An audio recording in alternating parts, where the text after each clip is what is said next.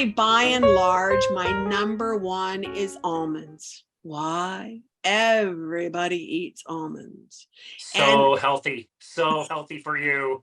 So healthy and so important. And oh, look, you can have baked goods from it. The amount of oxalate in half a cup of almond flour is about 400 milligrams. So if you're eating one of those big muffins, you know what I'm talking about, those big guys, right? Where it's supposed to be like a whole meal for you. Holy Lord, like 500, 600. And then it's got chocolate chunks in it. And it's got, well, yeah, I mean, sometimes one of those muffins could be 1,000 milligrams of oxalate itself without too much difficulty. So almond flour is definitely at the top of my list for nasties. Number 2 is spinach. Popeye and I will have to agree to disagree. That one, again, you're just getting so much oxalate in such a small volume of food. So I've got noted here that a half cup of baby spinach, which is 25 grams, is over 150 milligrams of oxalate. It's not worth it. So moving from our friend spinach, dark chocolate. No one's going to love me for this one. No, we just lost a lot of listeners. That's okay. Yeah, I'm sorry. I'm sorry. No one's going to love me for this one. The problem with dark chocolate is, again, this really concentrated oxalate source. And I actually work with clients who really love their chocolate. I like chocolate too. But what I do then is go to something like a milk chocolate or a lower percentage of cocoa in it, and then get something like a caramel that's covered in chocolate. You get some chocolate flavor, but caramel coming from a dairy product, zero oxalate. There are ways to sort of work with some of this. I'm not telling all the foodies out there that you can never enjoy something again, but I am saying that, something like chocolate needs to be treated with a little bit of care. Yeah. So my number 4 is turmeric, just because golden milk was such a thing, and 50 milligrams of oxalate per teaspoon. And, people are loving their curry and things like that. So I think this is probably turning up a lot more in their diet as an oxalate source than a lot of people would understand, because we think about spices the way we think about calories, like they don't count. But gosh, with oxalate, they count. My number 5 on the list is beets and beet greens. The tough thing with beets is that there's just nothing I found that's really a good substitute for them. But if you wanted to have a tiny little taste of a pickled beet, the thing here is that when it sits in that pickling juice, it loses its soluble oxalate. So if you want to treat it as a small condiment size portion, you might be able to have a little bit. But when it comes to things like juicing, if you want that red, purple kind of color, cabbage, go to the red, purple cabbage, right? It's just, this one's not worth it. Oh, and not everybody eats this, but it's like the highest oxalate thing we still call food, and that's rhubarb. Oh, yeah. I used to love, stewed rhubarb when I was a kid. Half cup of raw diced rhubarb, which is going to cook down when you stew it, is 750 milligrams of oxalate. Oh, my goodness. It's like, yeah, don't do it. Don't do it. And so moving along to the rest of the 12, for number 7, I had Teff. And Teff is one of the gluten alternative grains. And so it's not being used by everybody, but for those who are in the gluten-free world, this can be a significant source of oxalate in their diet as well. A half cup of the flour, so if it's being used to make like a wrap or things like that, which are very popular, would be 130 to 150 milligrams. So not as bad as rhubarb or spinach or any of these guys. But if you're doing this, if you're using Teff in as a regular part of your diet, this is going to add up. My dad's Swiss. I'm going to throw the Swiss under the bus because Swiss chard is bad. My family loves Swiss chard too. So it did pain me to add this to the list.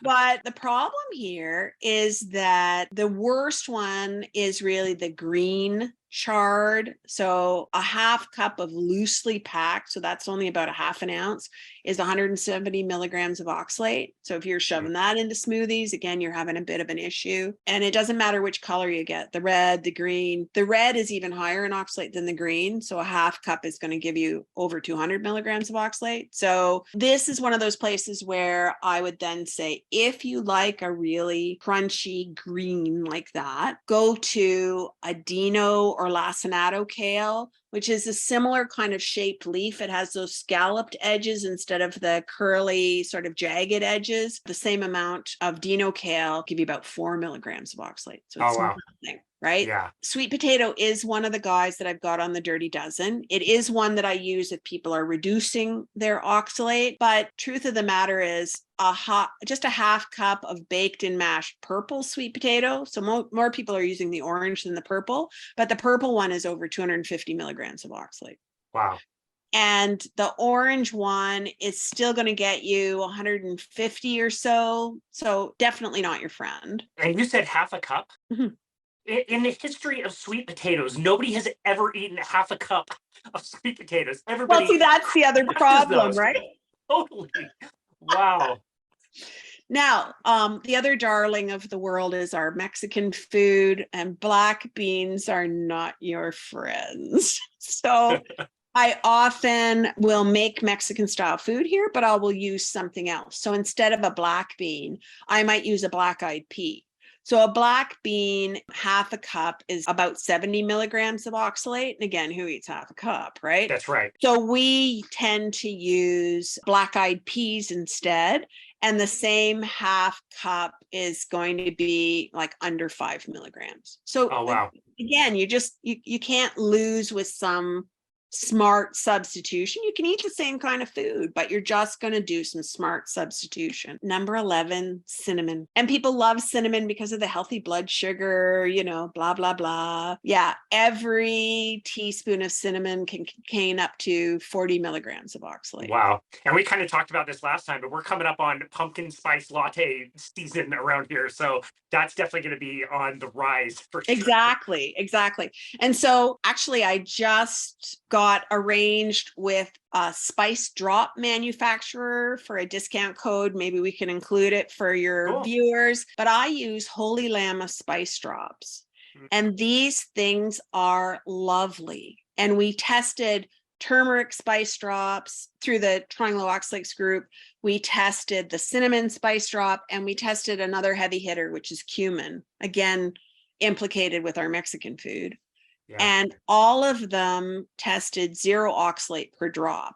And these spice drops have a lovely fresh taste. So it's more like the fresh spice than the dried spice. I really like them. And so when it comes to cinnamon, I either replace with a dry extract or I replace with these spice drops. And you can have your pumpkin spice, just don't buy the dried ground spice. That stuff's just too much oxalate. Gotcha. Cool. Wow. What a great alternative, at least. It's nice to have an alternative. That's great. I've really been on a mission to find, how do we get the flavor, the taste, the texture? How do we eat in a way that we enjoy and which is healthy and which leaves the oxalate behind? So I do a lot of that work and post it on my Patreon group where people can subscribe. I actually post menu plans, short menu plans, 1 or 2 days worth of food, but to show you what's possible. Like when people come to eat at my house now, my mom's brought some of her elderly friends. Her elderly friends are not diet gurus by any stretch of the imagination, right? And my mom's 83. So, it's not like we're looking at people who have wide-ranging exotic tastes, but they can sit down to a meal here and never know that it's because we're on a special diet. Wow. Yeah, and that's amazing. I think that's the idea. I mean, might push their boundaries a little bit. A woman who I call Aunt Joan, who's a good friend of my mom's, came once and had a pizza that was made with a cauliflower crust, and the pizza sauce was made with butternut squash puree and a measured amount of tomato paste and these Holy Llama spice drops.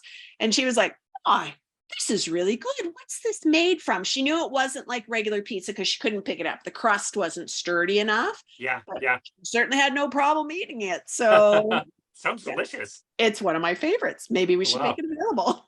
Sounds great. And the last one on the Dirty Dozen, because they're so popular, are russet potatoes. So Gotcha. potatoes in general are kind of high oxalate, but the russets, one baked russet potato, and who doesn't love like baked potato skins or things like that? One Right. baked russet potato can be 120 milligrams of oxalate. Wow. Wow.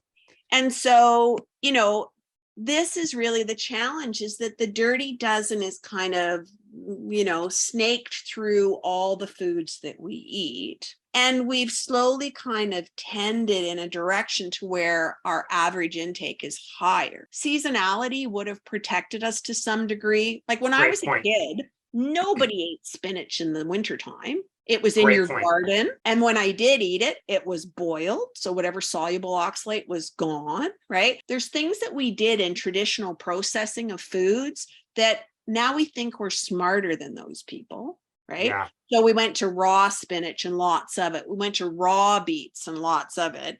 So traditional processing methods we've abandoned. We've doubled down on some of these really high oxalate foods because we're looking at their nutrients without looking at their anti-nutrients. We're eating far more of this stuff because it can be shipped to us 365 days a year. So when I was a kid, nobody got fresh beets during certain parts of the year. Nobody ate fresh nuts except around Christmas time because that's when the harvest came in. So things Wow. like this that we've lost in a very short time